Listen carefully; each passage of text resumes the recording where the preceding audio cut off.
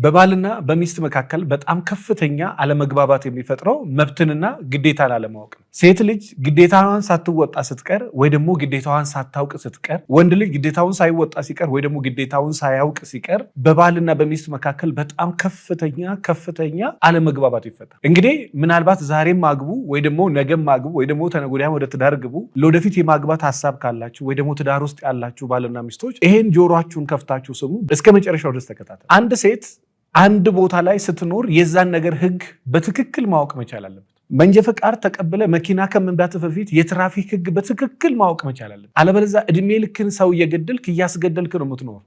ምክንያቱም መኪና የሚነዱ ሰዎች ግማሹ ስኳር ታማሚ ነው፣ ግማሹ አይኑ አይመለከትም፣ ግማሹ አዛውንት ነው፣ ግማሹ ወጣት ነው፣ ግማሹ ፍሬሽ ነው፣ ግማሹ ልምድ ያለው ሰው ነው፣ ግማሹ ጥጋበኛ ነው፣ ግማሹ መንጃ ፈቃድ የሌለው ነው። አንተ ተጨምረህበት በነበረው ላይ ሌላ ችግር ትፈጥራለህ። የሆነ የመንግስት መስሪያ ቤትም ሂድ፣ ሃይማኖት ተቋምም ሂድ፣ ብቻ ትክክል ባልሆነ ያ ህግ በሚሰራበት ዓለም ላይ አንተ ህጉን በትክክል ሳታውቅ እዛ ዘርፍ ላይ ስትገባ ያንን ዘርፍ ታበላሻል። መንግስት መስሪያ ቤትም ሃይማኖት ተቋማትም ትራፊክም ቦታው ይሁን የግል ንግድ ላይም ይሁን ኮምፒውተር ላይም ይሁን ሳይንስ ላይም ሕክምና ላይ የቱ ቦታ ላይ ህጉ በትክክል እንዴት እንደሚሰራ ወይ ደግሞ ስለዛ ነገር ልክ እንደ መኪና እንደ መንዳት ክህሎት በትክክል ማወቅ መቻል አለ። በትክክል ያንን ህጉን ካላወቅና ያንን ነገር በደንብ ካልተረዳኸው በስተቀር አንተ ዋጋ እየከፈልክም ዋጋ እያስከፈልክ ነው የምትኖር። እንግዲህ ሁሉ የራሱ ህግ አለ። ትዳርም የራሱ የሆነ ህግ አለ። ያንን ህጉን ካወቅ አንተም ትጠቅም፣ ሚስትን ትጠቅማል። አለበለዚያ አንተም ተጎድተህ ሰዎችን ትጎዳለህ። አንተም ለሰው መሰናከል ትሆን። ልክ መጽሐፍ ቅዱስ ሰው ማንም እንዳያሰናክላችሁ እናንተም በማንም እንዳትሰናከሉ ይላል። ሰውየውንም ጠብቀ ራስህንም ጠብቀ በሰላም መኖር ከፈለግ የነገሩን ህግ በትክክል ማወቅ መቻል አለብን። በጣም ይሄን የተረዱ ሰዎች ከጋብቻ በፊት ሄዶ ሚነካካት ሴት ህይወት እንዳላት፣ እድሜ እንዳላት፣ ሴትነት እንዳላት፣ ክብር እንዳላት፣ ማንነት እንዳላት፣ ሃይማኖት እንዳላት፣ ጥሩ መጥፎም ነገር እንዳላት የሱሷን መንካት የሆነ ስነ ልቦናዊ ቁስል እንደሚፈጥርባት 100% ቀድሞ ከተረዳ አይነካትም። ከሱ ጋር እንደ ቀልድም እንደ ቁም ነገርም ከመጀመሪያ በፊት የሷ እያንዳንዷ ንግግር በዛ ሰውዬ ላይ ምን አይነት ተጽዕኖ እንዳይፈጥር ከተረዳች ራሷን ጠብቃለች፣ ሰውየውን ጠብቃለች። እንደ ቀልድ ባወሩ ወንዶች ባወሩ ሴቶች ራሳቸውን የሰቀሉ ሰዎች፣ ራሳቸውን የገደሉ ሰዎች ያውቃል። እሷ እንደ ቀልድ አውርታው አልፈልግህም እኔ እኮ እንደ ቀልድ ነበረ እንዴ እንደዚህ አይነት ነገር አላሰብኩም አንተ አመረርከው እንዴ ብላ በኋላ እንደ ቀልደኛ አክት ስታደርግ ልጁ ግን ራሱን አጥፍቷል። እሷ የተከበረ ትዳር ይዛ ትኖራለች። በምን እንደሞታ አይታወቅም። የጸጸት ስሜቱ ግን ጠዋትና ማታ ጭንቅላቷን ይወጋታል። በሱ ሰበብ ራሷን የሰቀለች ራሷን ያጠፋች ሴት አለች። እኔ እኮ እንደ ቀልድ ነው ሳውራሽ ነው። ህይወትና ቀልድ ይለያያል። በፍቅር ዓለም አንተ ወደሆነ ሰው ስትሄድ የሆነን ሰው ወደ ራስህ እየሳብከው ነው። ከዛ በኋላ ቀልድ ነው ድራማ ነው ብትይ ማን ይሰማሻል? ችግሩ የቱ ጋር ነው ካላችሁ መብታችንና ግዴታችንን አናውቅም። በተለይ በፍቅር ህይወት በተለይ በትዳር ህይወት ወደ ሐሳቤ ስመለስ ምንድነው አንተ ወንድ ስትሆን ያንተ ግዴታ ምንድነው? ያንቺ ግዴታ ሴት ስትሆኚ መብትስ ምንድነው ያለሽ? መቼም እንደ ሀገር እዚህ ሀገር ልክ ስንኖር መብት አለን፣ ግዴታ ደግሞ አለብን። እንደ ዜጋ ግዴታ አለብን። ያንን ግዴታን ካልተወጣክ በምትጠየቀው አካል ትጠየቃለህ። መብት አለክ፣ መብትህን መጠየቅ ትችላለህ፣ ቢመለስልህም ባይመለስልህ። ነገር ግን ታውቃለህ ወይ መብትህን? እንደ ዜጋ አንተ መብትህ ምንድነው? ግዴታ ምንድነው? ደህንነቴን ማስጠበቅ ሊሆን ይችላል። ያ መብቴ ነው መጠየቅ። የሆነ ነገር እንዲህ ሆኖብናል ብለን ብናመለክት በሰከንድ ሽፍርፋፊ ፖሊስ ይመጣል። ይሄን መቼም ኢትዮጵያ ውስጥ ያለ የትኛውም ሰው አይክድም። በቃ ያናል ፐርፌክት ላይሆን ይችላል። የሆነ ሲስተም ግን አለ። በቃ ቴንኪው የምትልበት የሆነ ነገር አለ። ምንም አበል ምን ሳትል ወደዚህ ሳትል የሆነ ነገር እንዲደረሰብህ ብለህ ብታመለክት ከዛ በኋላ የሆነ ኃይሎች ወደ አንተ ይመጣል። ያ ያንተ መብት ነው። አየህ፣ እንደ ዜጋ ያ ሲሪየስ ነው። እኔ የእውነት አንዳንድ የውጭ ሀገር ሲስተማቸውን በጣም ነው የማደንቀው። እዚህ ትክክልም ይሁን ትክክልም አይሁን በቃ ይተናነቃል ከትራፊክ ጋር። ያ እንደዛ የማድረግ መብት የለም ወዳጄ። ምናልባት ከርዕሳችን ወጣ ቢልም በደንብ የምትሰማ ከሆነ እንደዛ የማድረግ መብት የለም። መብትና ግዴታችሁን ካወቃችሁ አንዳንዱ በትክክል ትፈራላችሁ፣ አንዳንዱ በትክክል ትጠነቀቃ። ያ ፈሪነት አይደለም፣ በጣም ሲበዛ ማስተዋል። ኤኒዌይስ ወደ ሐሳቤ ልመለስ። በሰላም መኖር ከፈለጋችሁ መብታችሁንና ግዴታችሁን ወቁ። ስለሚገናኝ ነው ሌሎቹንም ነገር የምነካከው። አንተ በሚስት የመወደድ በሚስት የመደመጥ በሚስት የመከበር በሚስት የመፈለግ መብት አለክ። ሚስትህን አክብሪኝ፣ ውደጂኝ፣ ጊዜ ስጭኝ፣ አዳምጪኝ፣ ፍቅር ስጭኝ፣ ልጆቼን አሳድጊ፣ አበረታችኝ፣ አግዢኝ የማለት መብት አለ። ባህሪዋ ትክክል አይደለም ብለህ መንክሰስም ትችላለህ። በህግ ቤተሰብ ምከሩ ማለት ትችላለህ። ከአንተ አቅም በላይ ከሆነ ወዳ ሳይሆን ተገዳ ትመከራለች። ለምን?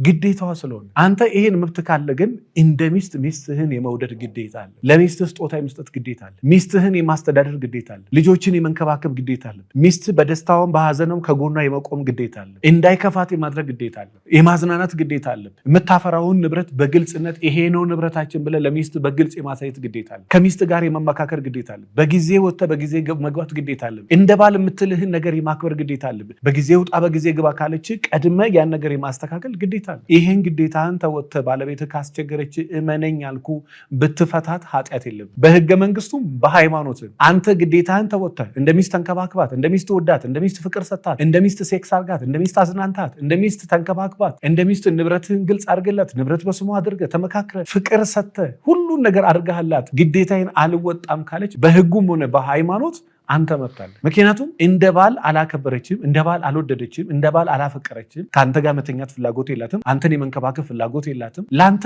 ምንም የማድረግ አቅም የላትም። ከዚች ሴት ጋር ኑሪ ብሎ የሚያስገድድ ሃይማኖት የለም። አንተ ግዴታህን ተወጥተህ እሷ ግዴታዋን ካልተወጣች እንደ ሃይማኖት ምናልባት ልትታገሳት፣ ልትሸከማት፣ ልታልፋት ትችላለህ። የስነ ልቦና ችግር፣ የጤና ችግር ካለው። ነገር ግን አውቃ ከሆነ አንተ ግዴታን እየተወጣ አንተን መንከባከብ የማትፈልገው ጥያቄ የለም።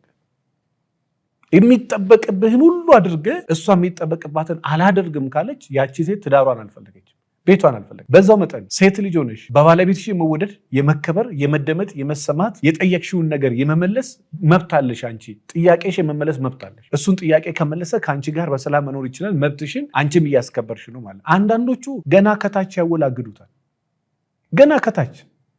ገና ከታች እሱ ስነስርዓት አይይዝም፣ እሷ ስነስርዓት አትይዝም። ከዛ በወደደ ልቧ ይሁን ብላ ስለምትገባ እንደዛው እየተጸበተች የራሷ ጥፋት እንደሆነ ስለምታውቅ አሜን ብላ ዝም ትላለች። ተያይ ስትባል ስለማትሰማ ይበላት ትባላለች። በዛው መጠን እንደ ባል ወደሽው፣ እንደ ባል አፍቅረሽው፣ እንደ ባል ሰምተሽው፣ እንደ ባል ተንከባክበሽው፣ ሴክስ አድርገሽ፣ ፍቅር ሰጥተሽ፣ አዳምጠሽ፣ ወደሽ፣ ተንከባክበሽ የሚገባውን ሁሉ ከታች እስከ ላይ አድርገሽለት ነገር ግን መኖር ካልፈለገ አንቺ የምትይው ማረግ የማይፈልግ ከሆነ ውጭ ወጥቶ ውጭ ውሎ ውጭ የሚያድር ከሆነ በሃይማኖት አባት አልመከር ካለ በህግ አልመከር ካለ በዚህም በዛም ተብሎ ተጠይቆ አልኖር ያለን ሰው እኔም ኑሪ ብልሽ አንቺ አትኖር። ሰው መብት አላት። ምክንያቱም አይፈልግማ። የምትኖረው እኮ ከሚፈልግ ሰው ጋር ነው። የስነ ልቦና ችግር የጤና ችግር ከሆነ ተሸክማ መኖር ግዴታዋል። ሰው ግን ካልፈለገ አስገድዳችሁ ታብራችሁ ልትኖሩ አይችሉ።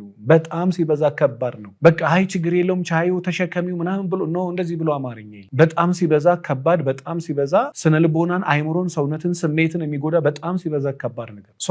አንድ ሰው አንዴ ሁለቴ ሶስቴ አራቴ እድሜ ልክ እንዳታመሽ፣ እድሜ ልክ እንዳታድር፣ እድሜ ልክ እንዳትጠጣ፣ የእድሜ ልክ ውል ነው ትዳር። አዎ ነገር ግን ሰውየው አልኖር ካለስ ትክክል ያልሆነው እኛ አላለም ትክክል አይደለም። አንተ ጨለማ ብርሃን ነው ብለህ ትከራከራል። ብርሃን ጨለማ ነው ብለህ ትከራከራል። ትክክል ያልሆነው እኔ እናት ብትሆኛ አንቺ መሸከም ያቃተሽን የጣልሽውን እሷ ምን በወጣትና ነው የምትሸከም? ያቅሟን ትሸከም። የጤና ችግርም ከሌለ ትሸከም። መኖርም ከፈለገ ትሸከም። መኖር ካልፈለገስ አንተ ብትሆን ታደርገዋል? አንቺ ብትሆን ታደርጊያለሽ? አናረገው። ማናችንም አናረገው። ሰው ላይ መፍረድ ሲበዛ በጣም ሲበዛ ቀላል። ይሄ ማለት በነገራችን ላይ ሰበብ ፈልጉ ማለት አይደለም። ታውቃላችሁ በህጋችን በኢትዮጵያ ህግ ፍቺን መምከር በጣም ሲበዛ ወንጀል ነው። እኛ ፍቺን አንመክርም። አሁንም ፍቺን አይደለም እየመከርን ያለን። አልኖርም ያለውን ሰው ምን ልታደርገው ትችላል? አልኖርም ያለችን ሴት እኛ ብንልም ባንልም እኮ ሚሊየን ሰው ከአቅሙ በላይ ስለሆነ እየፈታ ነው። በጣም ብዙ ከምን የተነሳ ይሄ በትክክል ስለማይነገራቸው መብትህን የመጠየቅ ግዴታህን የመወጣት ኃላፊነት አለ። ግዴታህን ሳትወጣ አፋለኝ ብለህ እንዳትናገር። ከራስ ጋር ነው ጦርነቱ። ከራስ ጋር ተዋጋ። ሚስትህን ተውና ከራስሽ ጋር ተዋጊ። ጦርነቱ ያለው ከራስሽ ጋር ነው። ራስን ማሸነፍን የመሰለ እዚህ ምድር ላይ ከባድ ነገር የለም። ምን ያህል ራስን ማሸነፍ ከባድ እንደሆነ ስትረዳ እኔ የእውነት በፊት ሰው ላይ ፈርድ ነበር። ለምን እንደዚህ አያደርጉም? ለምን እንደዚህ አይሆኑም? በጣም ነበር። አሁን ተውኩኝ። ከራስ ጋር ብዙ አይነት ጦርነት ትዋጋና ብዙ ነገር ማሸነፍ ሲከብድ እንደዚህ ነው ሌላ ሰው የሚታገለው ትላለህ። ሌላም ሰው እንደዚህ ነው ማድረግ የሚያቅተው ለካ አንዳንድ ጊዜ ለካ ስታክ ታደርጋለህ ትላለህ። ስለዚህ በተቻላችሁ መጠን እኔ ትዳራችሁን የምትወዱ ሴቶች፣ ትዳራችሁን የምትወዱ ባሎች ግዴታችሁን ተወጡ። ብዙ ትዳር እየፈረሰ ያለው እንደ ባል ግዴታውን ሳይወጣ ሚስቱ ላይ 30 ነገር ያወራል። እንደ ሚስት ግዴታዋን ሳትወጣ 30 ነገር ባለቤቷ ላይ ታወራለች። ይሄ የፐርሰናሊቲ ችግርም ነው። በጣም አደገኛ የስነ ልቦና ጉዳትም ጭምር። እኔ በጣም ቤታችሁን ማስተካከል ትዳራችሁን ማስተካከል ከፈለጋችሁ እንደ ባል ግዴታን ተወጣ፣ እንደ ሚስት ግዴታሽን ተወጪ። ያን ጊዜ ታያለ ቤቱን እንዴት የሰላም ቤት፣ የደስታ ቤት፣ የፍቅር ቤት እንደምታደርግ። ለአንተ አይደለም ለልጆች፣ ለአንቺ አይደለም ለልጆችሽ። አንቺ ማለምደሽዋል፣ አንተ ማለምደዋል። ምን ትሆናል? እነዛ ግን የፈረደባቸው ምስኪን ልጆች ግን ዋጋ እንዳይከፍሉ። ስለዚህ ይህን ቪዲዮ ለዘመድ ለጓደኛ ለቤተሰብ ሼር አድርጉላቸው። ትዳራቸውን ቤታቸውን እንዳያጡ በወንድምሽ እናትሽ አባት ዘመዶቻቸው ቤተሰቦቻቸው ግዴታቸውን እንዲወጡ ብዙ ሚሊዮን ሰው ጋር እንዲደርስ ይህን ቪዲዮ ሼር አድርጉልኝ። ሀሳብ አስተያየት ካላችሁ ኮመንት ላይ አስቀምጡልኝ። ስለ ትዳሬ መማከር አሊያም ስልጠና ፈልጋለሁ የምትሉ ካላችሁ ወደ ድርጅታችን ጎራ በሉ። 0977 4050 ላይ ደግሞ ደውላችሁ ተመዝገቡ። አመሰግናለሁ።